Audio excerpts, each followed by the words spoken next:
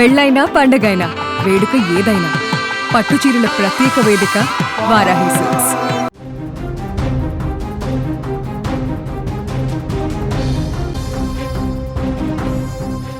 Tamil Nadu CM Vijay తన mark పాలనతో దూసుకెళ్తున్నారు. ఇప్పటికే సంక్షేమ పథకాలను ప్రవేశపెట్టే దిశగా అడుగులు వేస్తున్న సీఎం విజయ్ తాజాగా జిల్లా ఐఏఎస్ ఐపీఎస్లతో మీటింగ్ నిర్వహించారు.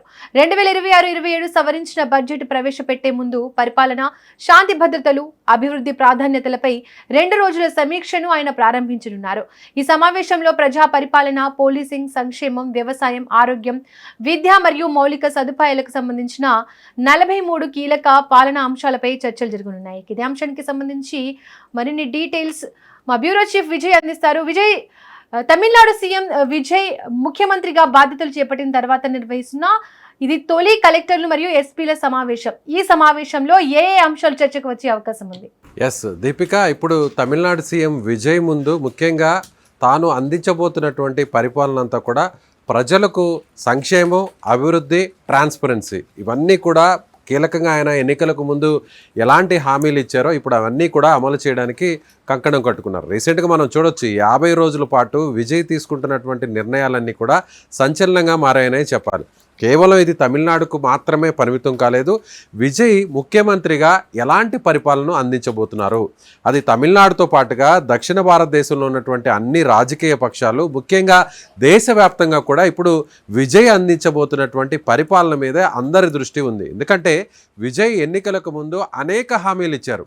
కొంతమంది ప్రతిపక్షాలకు సంబంధించినటువంటి నాయకులు, అలాగే అప్పట్లో అధికారంలో ఉన్నటువంటి నాయకులందరూ కూడా విజయ్ ఇచ్చేటువంటి హామీలు ఇవన్నీ కూడా ఆచరణ సాధ్యం కావు, కాబట్టి విజయ్ ఎంత అధికారంలోకి రావాలని చూస్తున్నా కూడా ప్రజలు వాటిని నమ్మరు అంటూ కూడా తీసిపారేశారు, కొట్టిపారేశారు. కానీ ప్రజలు విజయ్ ఇచ్చినటువంటి మాటను నమ్మారు, విజయ్ ఇచ్చినటువంటి హామీని నమ్మారు. కాబట్టి ఇప్పుడు విజయ్ని ముఖ్యమంత్రిని చేశారు. కాబట్టి తాను చేయబోతున్నటువంటి పరిపాలన అంతా కూడా కేవలం మంత్రులు, ఎమ్మెల్యేలు వీళ్లతోనే కాదు, అంటే తన దగ్గరున్నటువంటి టీం మాత్రమే కాకుండా గ్రౌండ్ లెవెల్లో ఇంప్లిమెంట్ చేయాలి అంటే ఖచ్చితంగా అందులో కీలకమైనటువంటి పాత్ర పోషించాల్సింది బ్యూరోక్రాట్స్. సో ఇప్పుడు బ్యూరోక్రసీ మీద విజయ్ కాన్సన్ట్రేట్ చేశాడు. ఈ 50 రోజుల పాలనలో అటు కలెక్టర్లు, అలాగే ఐపీఎస్ ఆఫీసర్సు, ఐఎఫ్ఎస్ ఆఫీసర్స్ ఈ ముగ్గురితో కూడా కీలకమైనటువంటి సమావేశాన్ని 2 రోజుల పాటు ఏర్పాటు చేశారు.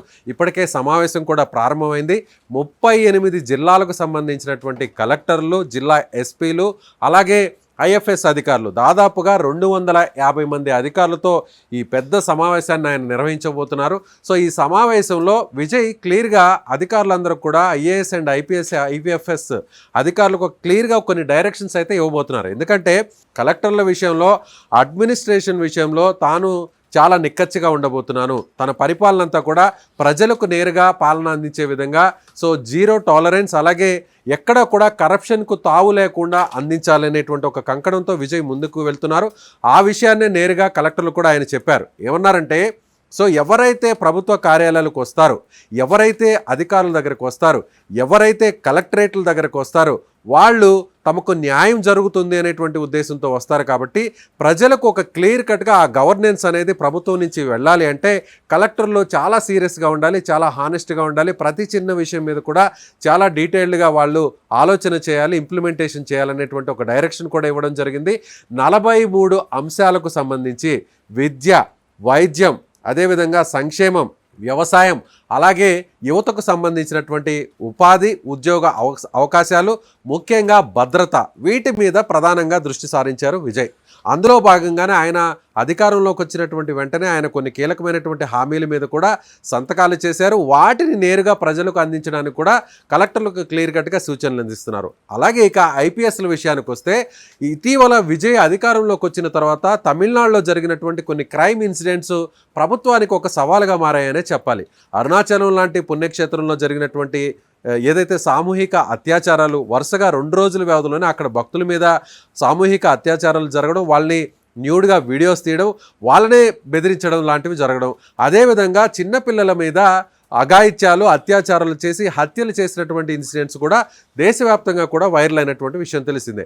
అయితే ఆ వ్యక్తిని ఎవరైతే నిందితుడు ఉన్నాడో ఆ వ్యక్తిని అరెస్ట్ చేసిన తర్వాత కొంతమంది ఐపీఎస్ ఆఫీసర్స్ మీడియా ముందు ప్రొడ్యూస్ చేసే క్రమంలో వాళ్ళు వ్యంగ్యంగా వ్యవహరించడం, నవ్వుతూ కనిపించడం అనేది కూడా సోషల్ మీడియాలో దేశవ్యాప్తంగా వైరల్ అయింది. ఇమ్మీడియట్గా వెంటనే రెస్పాండ్ అయిన విజయ్ ఆ ముగ్గురు ఐపీఎస్ ఆఫీసర్స్ను సస్పెన్షన్ చేసినటువంటి విషయం మనకు తెలిసిందే.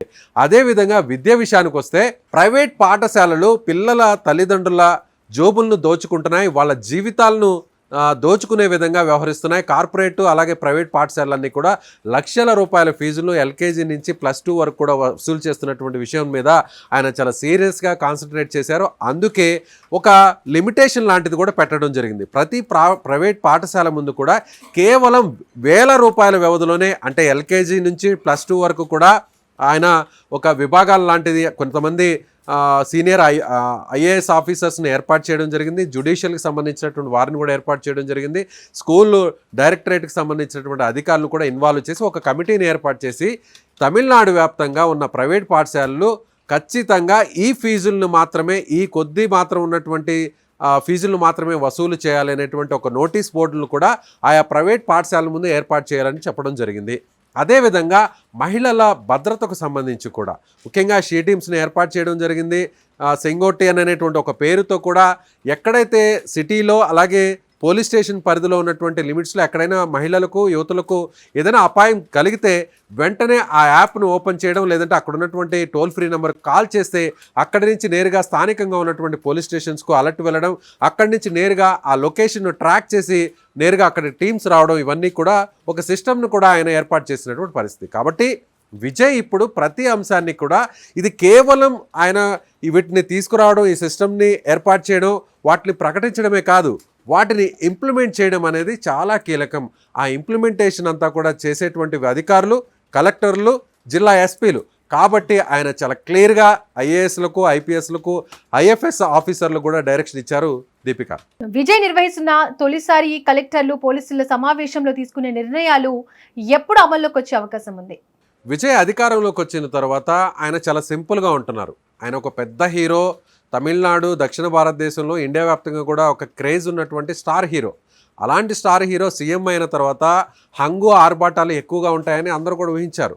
అలాగే మీడియాకు సంబంధించినటువంటి హైప్ ఇచ్చేటువంటి క్రమంలో పబ్లిసిటీకి సంబంధించిన స్టంట్స్ కూడా ఇస్తారని అందరూ ఊహించారు. కానీ విజయ్ ప్రతి విషయంలో కూడా సింపుల్గా ఉంటున్నారు. విజయ్ వేసేటువంటి ప్రతి అడుగు కూడా ఆచితూచి వేస్తున్నారు. ఆయన రాజకీయంగా పరిణితి చెందినటువంటి వ్యక్తిగా ఇప్పుడు ఆయన వేస్తున్నటువంటి ప్రతి అడుగు కూడా అన్ని పార్టీలు గమనిస్తున్నాయి. ఎందుకంటే ప్రతిపక్ష పార్టీలకు సంబంధించినటువంటి నాయకులను మాజీ ముఖ్యమంత్రి స్టాలిన్ నేరుగా ఇంటికి వెళ్ళి కలవడం, అలాగే వేరే ఇతర సీనియర్ నాయకులను కూడా ఆయన వెళ్ళి కలవడం, ఆ తర్వాత వాళ్ళ దగ్గర నుంచి కూడా సూచనలు తీసుకుంటానని కూడా చెప్పడం జరిగింది. అదేవిధంగా అసెంబ్లీలో ఎవరైతే ప్రతిపక్ష నాయకుడిగా ఉన్నటువంటి మరొక తోటి హీరోగా ఉన్నటువంటి స్టాలిన్ కుమారుడు ఉదయనిధి స్టాలిన్ వేసేటువంటి పంచులకు కూడా అదే స్టైల్లో ఆయన తిరిగి ఒక రాజకీయ నాయకుడిగా ఎలా వ్యవహరించాలో, ఒక ముఖ్యమంత్రిగా ఎలా ఉన్నతంగా వ్యవహరించాలో అదే స్థాయిలో ఆయన తిరిగి ప్రతిస్పందించడం జరిగింది.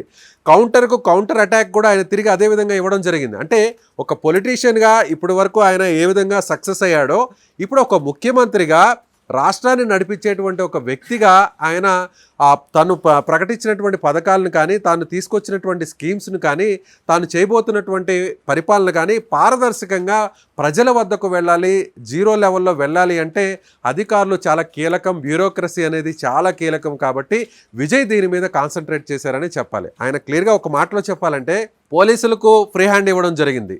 ఎవరైతే నిష్పక్షపాతంగా వ్యవహరించేటువంటి అధికారులు ఉన్నారో వాళ్ళకి ఫుల్ పవర్స్ ఇవ్వడం జరిగింది. అది డిఐజీ స్థాయిలో, ఐజీ స్థాయిలో, అలాగే ఎస్పీల స్థాయిలో మీకు ఎవరైనా తప్పు చేశారు, క్రైమ్ రేట్ అనేది పూర్తిగా తగ్గిపోవాలి, డ్రగ్స్ అనేవి తమిళనాడులో ఉండకూడదు. ఎందుకంటే తమిళనాడు సుదీర్ఘమైనటువంటి సువిశాలమైనటువంటి సముద్ర తీర ప్రాంతం అక్కడ ఉంది. అలాగే ఆ ప్రాంతానికి ఆనుకొని అటు శ్రీలంక లాంటి ప్రాంతాలు ఉన్నాయి. అలాగే బయట దేశాలకు సంబంధించినటువంటి డ్రగ్స్ అంతా కూడా ఈ ప్రాంతం నుంచి ఇంపోర్ట్ అయ్యేటువంటి అవకాశం ఉంది.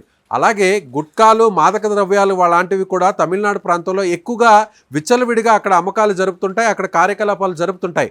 కాబట్టి వీటిని కూడా నిరోధించాలంటే ఖచ్చితంగా టాస్క్ ఫోర్స్ను ఏర్పాటు చేయాలి.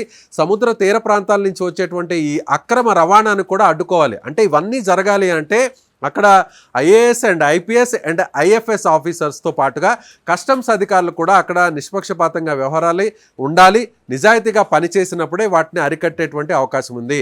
సో తమిళనాడు అనేది ఈ అక్రమ రవాణాకి ఒక హబ్గా మారింది కాబట్టి ఇక్కడి నుంచే అటు నార్త్కు కూడా సప్లై అవుతుంది. కాబట్టి ఈ అక్రమ రవాణా చైన్కు బ్రేక్ వేయాలంటే అది ముఖ్యమంత్రి స్థాయిలో విజయ్ తీసుకుంటున్నటువంటి నిర్ణయాలు చాలా కీలకంగా మారతాయి. ఆయన ఒక మాట కూడా ఇండైరెక్ట్గా చెప్పడం జరిగింది, ఎస్పీలకు మీరు డెసిషన్ తీసుకోండి, అది ఏ స్థాయి అయినా సరే ప్రభుత్వం ఇన్వాల్వ్ కాదు. ముఖ్యమంత్రిగా నేను చెప్తున్నాను, ముఖ్యంగా చిన్నపిల్లల పైన అఘాయిత్యాల విషయంలో మహిళలు, అమ్మాయిలు, యువతుల మీద, కాలేజ్ స్టూడెంట్స్ మీద జరుగుతున్నటువంటి ఈ దారుణాలు, అఘాయిత్యాల మీద ఖచ్చితంగా మీరు వెంటనే ఇమీడియట్గా స్పాట్లో డెసిషన్ తీసుకోండి.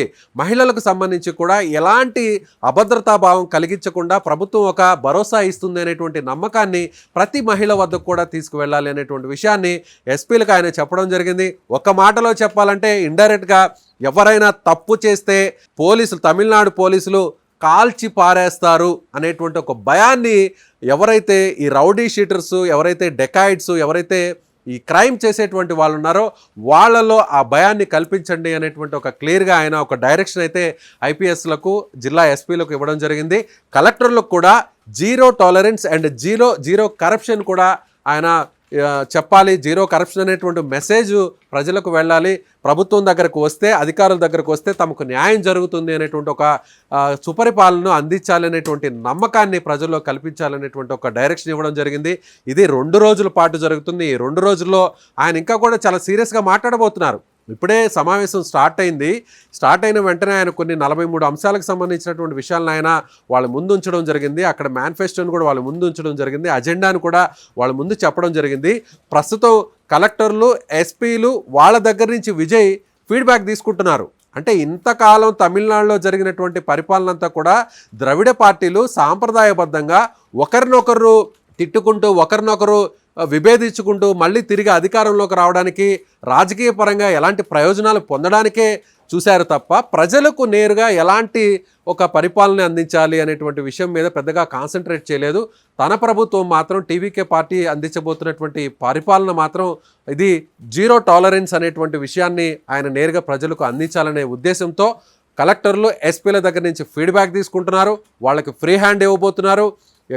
ఒక మాటలో చెప్పాలంటే ఒకే ఒక్కడు సినిమాలో ఏ విధంగా సుపరిపాలన అందించి నేరుగా ప్రజలకు ఈ ప్రభుత్వం మీద నమ్మకం కలుగుతుందో అలాంటి సినిమా స్టైల్లో ఏ విధంగా ఒక ముఖ్యమంత్రి పరిపాలన అందించాడో ఇప్పుడు విజయ్ కూడా నిజమైనటువంటి నిజ జీవితంలో కూడా, రాజకీయ జీవితంలో కూడా, ప్రజా జీవితంలో కూడా అలాంటి పరిపాలన అందించాలనేటువంటి ఒక క్లియర్ కట్ మెసేజ్ని అయితే IAS and IPS and IFS అధికారులకు ఇచ్చారని చెప్పాలి. దీపిక, విజయ్ అవినీతి రహిత ప్రజాసేవల కొరకు అధికారుల వారి పనిని ఏ విధంగా పర్యవేక్షించనున్నారు?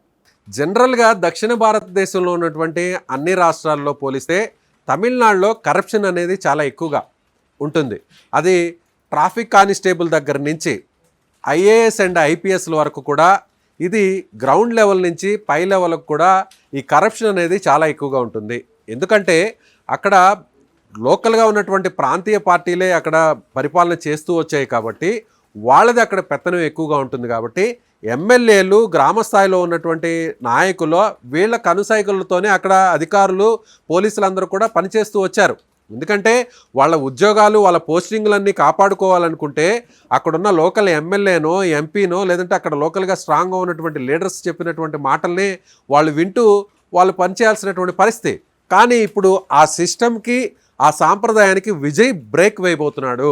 నేను చెప్పిన మాటే డైరెక్ట్గా ఏదైనా సరే నా దగ్గర నుంచి, లేదంటే నేరుగా నేను ఎవరైతే ఒక టీంని అపాయింట్ చేస్తానో ఆ టీంకు మాత్రమే మీరు రిపోర్ట్ చేయాలి. లోకల్గా ఉన్న ఎమ్మెల్యేలు, లోకల్గా ఉన్న ఎంపీలు, లోకల్గా ఉన్నటువంటి లీడర్స్ మాటలు మీరు పెద్దగా పట్టించుకోవద్దు.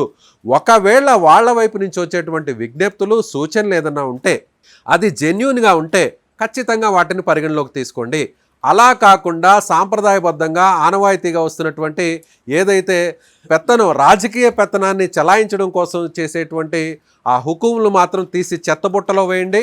ఖచ్చితంగా జీరో టాలరెన్స్, ఏదైతే కరప్షన్, అలాగే ముఖ్యంగా పరిపాలన విషయంలో ట్రాన్స్పరెన్సీ అనేది చాలా ముఖ్యం అనే విషయాన్ని పదే విజయ్ చెప్తున్నాడు. మీరు ఏదున్నా, ఒకవేళ మీ మీద ఒత్తిడి వచ్చింది, మంత్రి స్థాయిలోనో ఎంపీ స్థాయిలోనో ఎమ్మెల్యే స్థాయిలోనో ఒత్తిడి వస్తే నేరుగా సీఎంకి సంబంధించినటువంటి పేషీక్లో నా దగ్గర ఉన్నటువంటి స్పెషల్గా అపాయింట్ చేసినటువంటి ఆ టీంకి రిపోర్ట్ చేయండి, మీకు క్లియర్ కట్గా ఫ్రీ హ్యాండ్ ఇస్తున్నాను, డెసిషన్ మీరు స్పాట్లో తీసుకోండి, ఏది ఏమైనా సరే ఇక్కడ పరిపాలన మారింది, ప్రజల్లో ఆ నమ్మకాన్ని పెంచండి, ఎక్కడా కూడా కాంప్రమైజ్ అనేది కావద్దు, రాజీ పడొద్దు, రాజకీయాల కోసం రాజీ పడొద్దు అనేటువంటి విషయాన్ని విజయ్ ఇవ్వబోతున్నారు. అందులో భాగంగానే ఉదయం నుంచి ప్రారంభమైనటువంటి ఈ సమావేశంలో కలెక్టర్ల దగ్గర నుంచి ఇప్పటి వరకు జరిగినటువంటి పరిపాలనా విధానాల్ని, ఆ క్రమాన్ని అంతా కూడా ఆయన రిపోర్ట్ తీసుకుంటున్నారు. అదేవిధంగా చీఫ్ సెక్రటరీ ఇచ్చినటువంటి రిపోర్టింగ్ అంతా కూడా తన దగ్గర పెట్టుకున్నారు. అలాగే ఐపీఎస్ జిల్లా ఎస్పీలు ఐజీల దగ్గర నుంచి తీసుకునేటువంటి ఫీడ్బ్యాక్ని తీసుకోబోతున్నారు.